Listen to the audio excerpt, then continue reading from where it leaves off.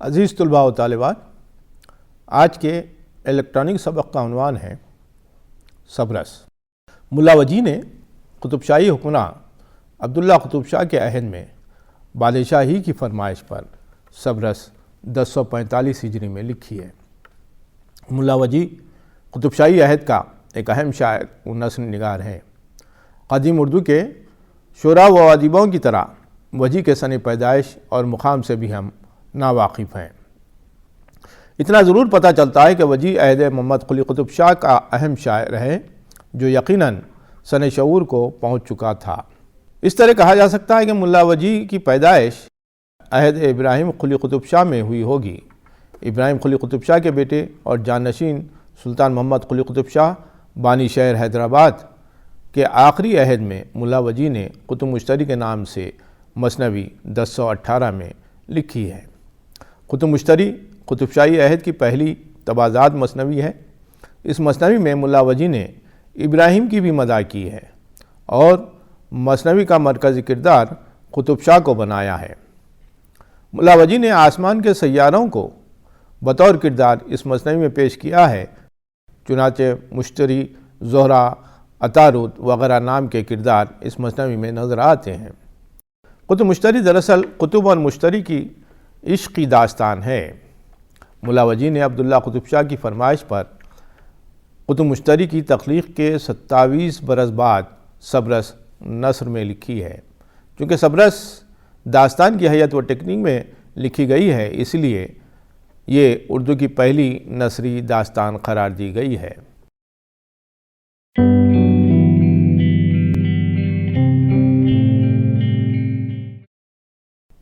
سبرس کی تصنیف کے بعد بھی وجی کا ذکر ہمیں تفصیل سے کہیں نہیں ملتا، البتہ اس کے 20 برس بعد ابن نشاطی نے پھول بن میں وجی کو یاد کیا ہے، جس سے اندازہ ہوتا ہے کہ وجی اس سن میں حیات تھا۔ طبعی نے اپنی مثنوی بہرام و گل اندام 1083 میں لکھی اور اس نے وجی کو مرحوم قرار دیا ہے۔ اس بنا پر ہم کہہ سکتے ہیں کہ وجی 1066 اور 1083 کے درمیان کبھی انتقال کیا ہوگا۔ سبرس سے قبل بھی اردو میں نثری تصانیف ملتی ہیں۔ صوفیہ کے وہ رسالے جن کا صرف ذکر ملتا ہے لیکن تاحال ان کا نمونہ کہیں دستیاب نہیں، جیسے عین الدین گنج العلم اور اشرف جہانگیر سمنانی کے رسائل کے علاوہ قدیم اردو نثر میں سبرس سے قبل ہمیں برہان الدین جانم کی نثری تصانیف کلمۃ الحقائق ملتی ہے جو 990 ہجری اور 1007 ہجری کے درمیان لکھی گئی ہے۔ برہان الدین جانم کی اس نثری تصنیف کو ڈاکٹر حسینی شاہد نے اردو نثر کا پہلا ادبی نقش قرار دیا ہے۔ برہان الدین جانم کے پیر بھائی، مرید اور خلیفہ شیخ محمود خوشدہاں نے بھی 10ویں صدی کے آخری دہائی اور 11ویں صدی کی ابتدائی 2 دہائیوں میں قدیم اردو نثر میں تصوف کے چند رسائل قلم بند کیے ہیں، جیسے واجب الوجود۔ اس مختصر رسالے میں انسانی وجود سے بحث کی ہے۔ اس رسالے میں خوشدہاں نے نثر کو اشعار لکھتے ہوئے دلچسپ بنایا ہے۔ محمود خوشدہاں کا ایک اور رسالہ تنبیہ الخلائق کے نام سے ملتا ہے۔ یہ دونوں رسالے مخطوطات کی شکل میں موجود ہیں۔ شیخ محمود خوشدہاں کے ایک نثری رسالہ محمود خوشدہاں بیجاپوری کے نام سے خواجہ حمید الدین شاہد نے کراچی، پاکستان سے شائع کیا ہے۔ خوشدہاں کے نثری رسائل بھی برہان الدین جانم کے کلمۃ الحقائق کی طرح سوال و جواب کی ٹیکنیک میں لکھے گئے ہیں۔ جانم نے بعض سوال فارسی میں بھی کیے ہیں اور اس کا جواب بھی فارسی ہی میں لکھا ہے۔ اس کے برخلاف خوشدہاں کے رسائل میں فارسی کا عمل دخل بالکل نہیں ملتا۔ انہوں نے صرف اردو نثر ہی سے سروکار رکھا ہے۔ برہان الدین جانم کے یہاں نثر اکھڑی نظر آتی ہے، لیکن خوشدہاں کی نثر میں روانی ملتی ہے، زبان بھی سادہ اور شستہ ہے۔ وجی کی سبرس سے قبل برہان الدین جانم اور شیخ محمود خوشدہاں کے علاوہ نثر میں امین الدین علی اعلیٰ کے رسائل ملتے ہیں۔ ان میں وجودیہ، گفتار شاہ امین، شرح کلمہ طیبہ اور کلمۃ الاسرار نمایاں حیثیت رکھتے ہیں۔ اردو کی قدیم نثر کے ان شہ پاروں نے نثر کو ادبی تقاضوں سے ہم آہنگ کر دیا تھا اور اب نثر اس قابل ہو گئی ہے کہ سبرس کی تصنیف ممکن تھی۔ برہان الدین جانم، شیخ محمود خوشدہاں اور امین الدین علی اعلیٰ کا تعلق بیجاپور سے تھا، لیکن ملا وجی گولکنڈے کا رہنے والا تھا۔ امین الدین علی اعلیٰ کے چند مرید اور خلفاء گولکنڈے میں بھی ملتے ہیں۔ چنانچہ ملا وجی کی سبرس کے بعد حضرت اعلیٰ کے خلیفہ میرا جی خدانما نے 1070 ہجری کے قریب شرح تمیدات عین القضات لکھی۔ آپ کے مزید 2 رسالے بھی ملتے ہیں، رسالہ وجودیہ اور شرح مرغوب القلوب۔ میرا جی خدانما کے مرید اور خلیفہ شاہ میرا یعقوب نے نثر میں ایک رسالہ شمائل اتقیہ 1078 میں ہجری میں لکھا ہے۔ اس رسالے کے بارے میں ڈاکٹر گیان چند جین تاریخ ادب اردو جلد 4 میں لکھتے ہیں، میرا جی کو نثر نگاری پر قدرت حاصل ہے اور ان کی عبارت صاف ستھری اور دلچسپ معلوم ہوتی ہے۔ میرا یعقوب نے حسب ضرورت اپنی نثر کو اشعار سے مزین کیا ہے۔ کہنا غلط نہ ہوگا کہ وجی کے بعد میرا یعقوب گولکنڈے کا وہ نثر نگار ہے جس نے شعوری حسن کی طرف توجہ کی۔ میرا یعقوب گولکنڈے کا وہ نثر نگار ہے جس نے شعوری طور پر نثر کی شعوری حسن کی طرف توجہ کی اور اسے مانجنے سنوارنے کی کوشش کی۔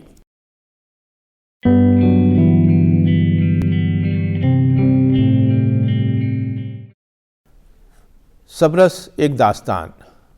ملا وجی نے سبرس عبداللہ قطب شاہ کی فرمائش پر 1045 ہجری میں لکھی ہے۔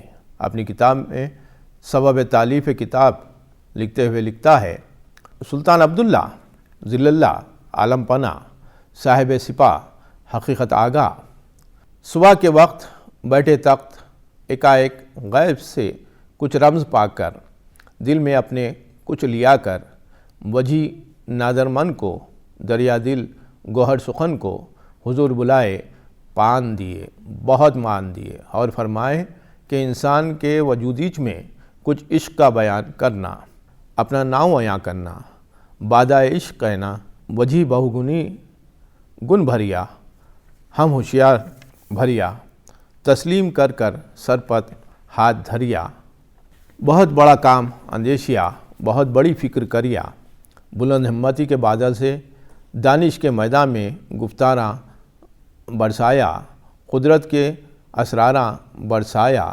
بادشاہ کے فرمانے پر چنیتیا، نوی تختی بنیا۔ سبرس داستان ہے اور اردو کی پہلی داستان ہے۔ کہانی بیان کرنے کے مختلف طریقوں میں جو مخصوص ٹیکنیک سے تعلق رکھتے ہیں اور بیانیہ کی اسی ٹیکنیک کی بنا پر ادب کے نقادوں نے افسانوی نثر کی تصانیف کا تعین کیا ہے۔ داستان کا تعلق قصہ در قصہ ٹیکنیک سے ہے۔ یہاں کہانی شروع ہوتی ہے قصے سے، اپنے نتیجے پر نہیں پہنچتی کہ نیا قصہ شروع ہو جاتا ہے اور تمام قصوں کا نتیجہ کہانی کے آخر میں سامنے آتا ہے۔ سبرس بھی اسی حیت اور ٹیکنیک پر لکھی گئی ہے۔ یہ حسن و دل کی کہانی ہے۔ حسن عشق کی بیٹی ہے اور دل عقل کا بیٹا ہے۔ دل آب حیات کے بارے میں سننے کے بعد اسے حاصل کرنا چاہتا ہے۔ نظر دل کا جاسوس ہے، وہ اپنے شہزادے کے لیے آب حیات کی تلاش میں نکلتا ہے اور کئی مشکلوں اور مصیبتوں کا سامنا کرنے کے بعد شہر دیدار پہنچتا ہے۔ حسن اسی شہر میں رہتی ہے جہاں رخسار نام کا ایک باغ ہے۔ اس باغ میں دہن نام کا ایک چشمہ ہے، اسی چشمے میں آب حیات موجود ہے۔ نظر کی ملاقات قلعہ ہدایت میں ہمت سے ہوتی ہے۔ ہمت شہر دیدار اور رخسار باغ کا پتہ دیتا ہے۔ نظر ہمت کے مشورے سے سبکسار شہر جاتا ہے جہاں کا محافظ رقیب ہے۔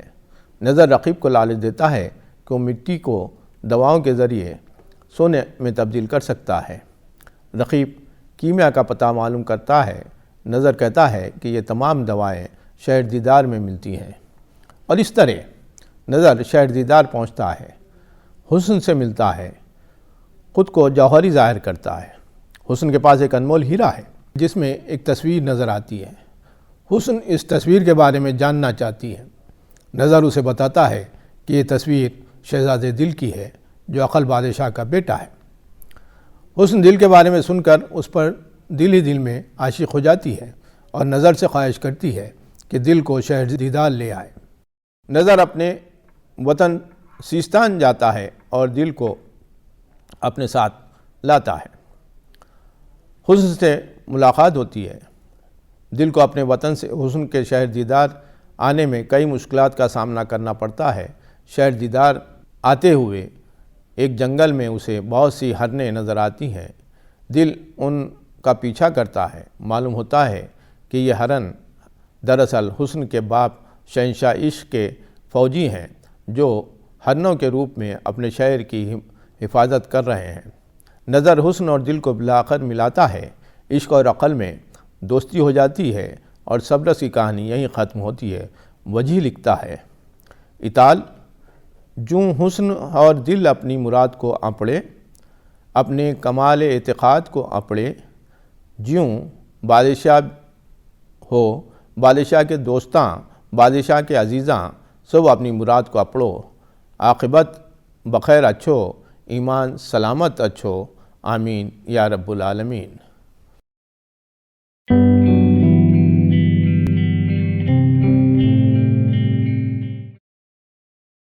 صبرس کو سب سے پہلے مولوی عبدالحق نے مرتب و شائع کیا۔ انہوں نے لکھا ہے کہ وجیح نے اپنے ماخذ کی نشاندہی نہیں کی ہے، حالانکہ وجیح نے فارسی کے ادیب اور شاعر محمد یحییٰ ابن سبق فتاحی کی تصنیف سے یہ قصہ اخذ کیا ہے۔ ابن سبق فتاحی نے دستورالشاق مثنوی میں اس قصے کو بیان کیا ہے اور پھر اسی قصے کو فتاحی نے نثر میں حسن و دل کے نام سے لکھا ہے۔ بعض ازاں فتاحی نے اسی قصے کو شبستان خیال کے نام سے بھی لکھا ہے۔ مولوی عبدالحق کہتے ہیں کہ وجیح نے دستورالشاق نہیں پڑھی، اس نے صبرس کی بنیاد حسن و دل پر رکھی ہے۔ منظر اعظمی نے اپنے مقالے اردو میں تمثیل نگاری میں فتاحی کی تصانیف کے ماخذ کا پتہ لگایا اور لکھا کہ فتاحی نے سنسکرت میں لکھے ناٹک پربودھ چندر ادے سے اپنا قصہ اخذ کیا ہے۔ اس ناٹک کو پنڈت کرشن مصر نے لکھا ہے۔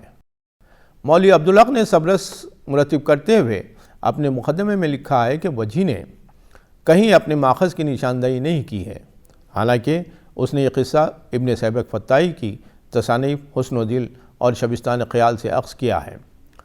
صبرس ایک تمثیل ہے اور وجیح نے ثواب طالب کتاب میں بالراست اپنے ماخذ کی نشاندہی کرنے کے بجائے تمثیلی انداز میں صبرس کے ماخذ کا اعتراف کیا ہے۔ وہ لکھتا ہے، جتے چوساراں جتے فہمداراں جتے گنکاراں ہوئے سن آج لگن کوئی اس جہاں میں ہندوستان میں ہندی زبان سوں اس لطافت اس چھنداں سوں نظم اور نثر ملا کر کلا کر یوں نہیں بولیا، اس بات کو اس نبات کو یوں کوئی آب حیات میں نہیں گھولیا، میں تو یوں بات نہیں کیا ہوں، عیسیٰ ہو کر بات کو جیو دیا ہوں۔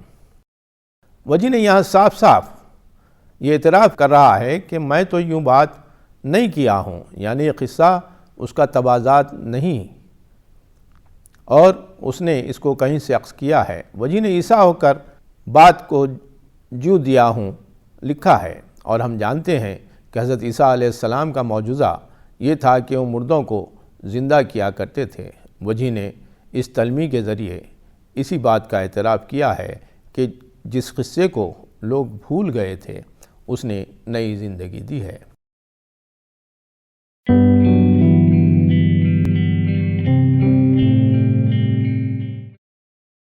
ملا وجیح نے صبرس کی کہانی کو تمثیل کے پیرائے میں لکھا ہے۔ تمثیل اس قصے کو کہا جاتا ہے جو ایک وقت دو سطحوں پر کہانی بیان کرتا ہے۔ انگریزی میں ایلیگوری کہتے ہیں، اردو میں صبرس پہلی تمثیلی داستان ہے۔ صبرس کی تمثیلی پہلو کا بیان کرتے ہوئے شمیم انہونی لکھتے ہیں، صبرس ایک تمثیل ہے۔ یہ لفظ ہماری لغات میں تو مثال دینے کے معنی میں استعمال ہوتا تھا، لیکن اب یہ لفظ تمثیل انگریزی لفظ ایلیگوری کے ترجمے کے طور پر استعمال ہونے لگا ہے۔ یعنی تمثیل انشاء پردازی کے اس طرز کو کہتے ہیں جس میں کسی تشبیہ یا اشتعارے کو یا انسان کے کسی جذبے مثلاً غصہ، نفرت، محبت وغیرہ کو مجسم مان کر یا دیوی دیوتاؤں کے پردے میں کوئی قصہ گڑھ لیا جاتا یا دیوی دیوتاؤں کے پردے میں کوئی قصہ گڑھ لیا جاتا ہے۔ وجی نے سبرس میں حسن و دل کے عشق کی کہانی بیان کی ہے۔ یہ اس داستان کا ایک پہلو ہے۔ اس کا دوسرا پہلو تمثیلی یہ ہے کہ اس نے حسن و دل، عشق، عقل، ہمت وغیرہ کے اوصاف اور صفت کا بیان بھی کیا ہے جو قصہ اور کہانی کے سطح پر ایک سا آگے بڑھتا ہے اور آب حیات کے میسر آنے پر ختم ہو جاتا ہے۔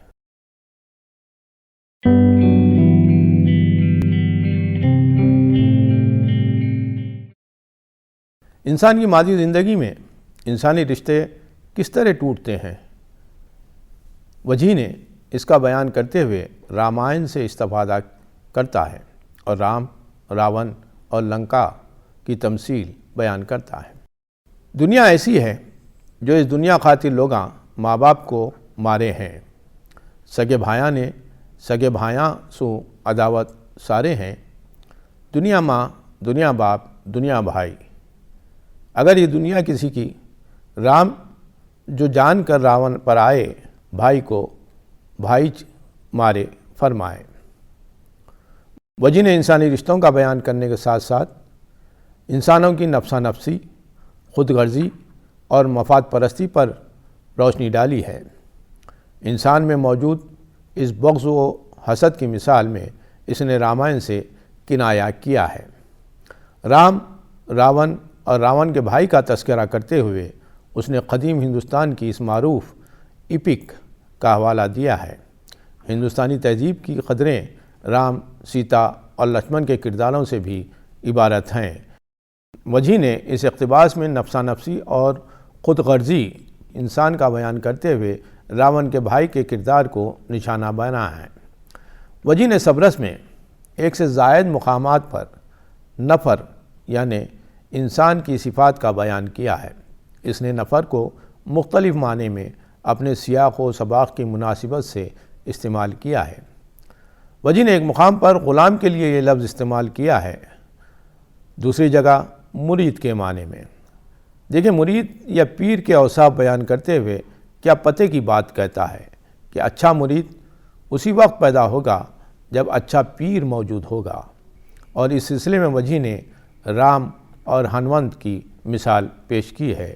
اقتباس دیکھیے، نفر تے صاحب کا نیک نام، نفر سے صاحب بدنام، جو نفر نفرائی کرے اس نفر سے کیا ہوئے کام، صاحب کو صاحبی سجانا بہت مشکل، نفرائی آنا بہت مشکل، صاحب کو صاحبی سہانا بہت مشکل، نفر کو نفرائی آنا بہت مشکل، صاحب وہیچ جسے صاحبی کرنی آتی، نفر وہیچ جو کر جانتا ہے نفرائی، رام جیسا صاحب آئے تو ہنونت جیسا نفر پیدا ہوئے۔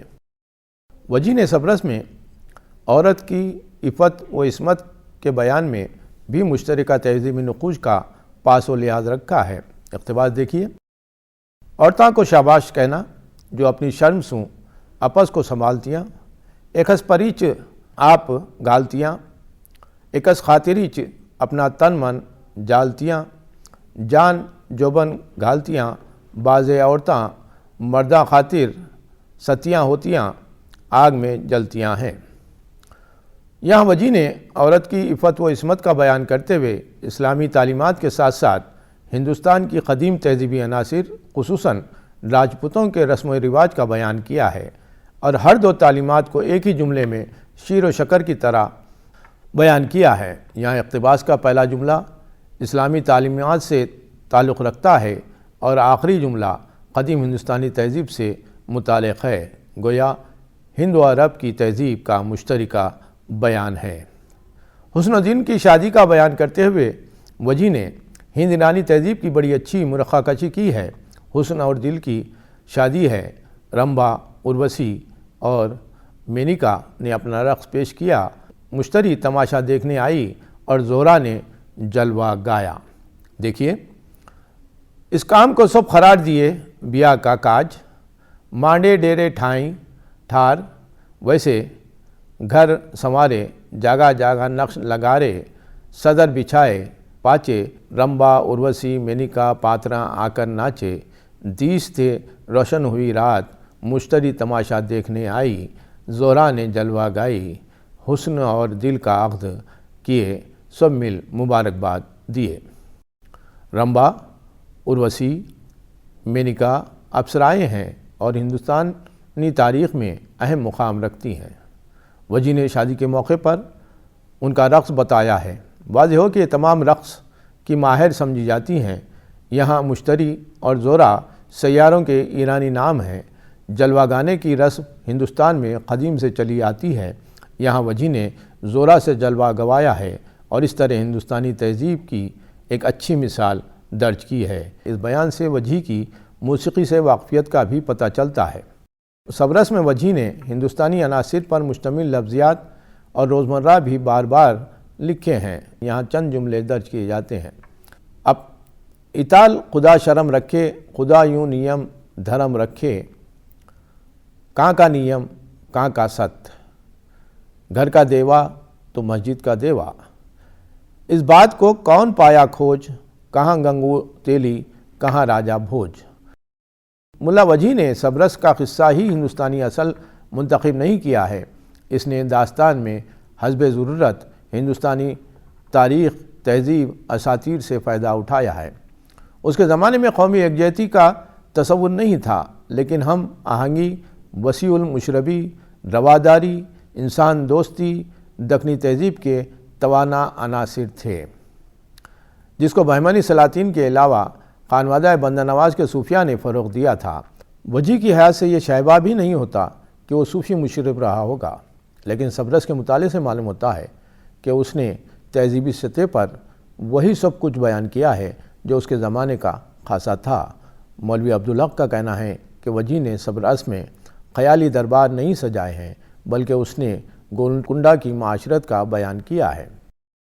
سبرس اردو کی پہلی نثری داستان ہے۔ اس قدیم داستان میں جس طرح سے مشترکہ تہذیب کے نقوش ملتے ہیں، اس کی بنا پر کہا جا سکتا ہے کہ اردو کا مزاج صلح کل کی فطرت رکھتا ہے۔ غالباً اسی لیے علامہ آئی قاضی اردو کو بین الاقوامی قومیت کی علامت قرار دیتے ہیں۔ سبرس اپنے موضوع، اپنی زبان اور اپنے اسلوب کے باعث تین عظیم زبانوں کے ادب سنسکرت، فارسی اور اردو کا سنگم ہے، جس میں ہندوستانی تہذیب قدر مشترک کا درجہ رکھتی ہے۔ ملا وجی نے سبرس لکھتے ہوئے اردو نثر کو ایک شاہکار داستان عطا کی ہے، جو اپنے موضوع، اپنے اسلوب کے اعتبار سے منفرد اور نادر کتاب ہے۔ عزیز طلباء و طالبات، آج کا یہ الیکٹرانک سبق یہیں ختم ہوتا ہے۔ اگر آپ مزید مطالعہ کرنا چاہتے ہیں تو گیان چند جین کی کتاب اردو کی نثری داستانیں کا مطالعہ کیجیے، فرزانہ بیگم کی کتاب دکنی کی نثری داستانوں کا مطالعہ کیجیے، وقار عظیم کی تصنیف داستان سے افسانے کا مطالعہ بھی آپ کر سکتے ہیں، سہیل بخاری کی اردو داستان بھی آپ دیکھیے، منظر اعظمی کی کتاب اردو میں تمثیل نگاری کا مطالعہ کیجیے، اور عبدالحق کی مرتبہ سبرس کا مقدمہ ضرور دیکھیے تاکہ آپ اس عظیم داستان سے لطف اندوز ہو سکیں۔ آج کے سبق کو یہیں ختم کرتے ہیں۔ آئندہ سبق میں ہم پھر آپ سے ملاقات کریں گے۔ اب اجازت دیجیے۔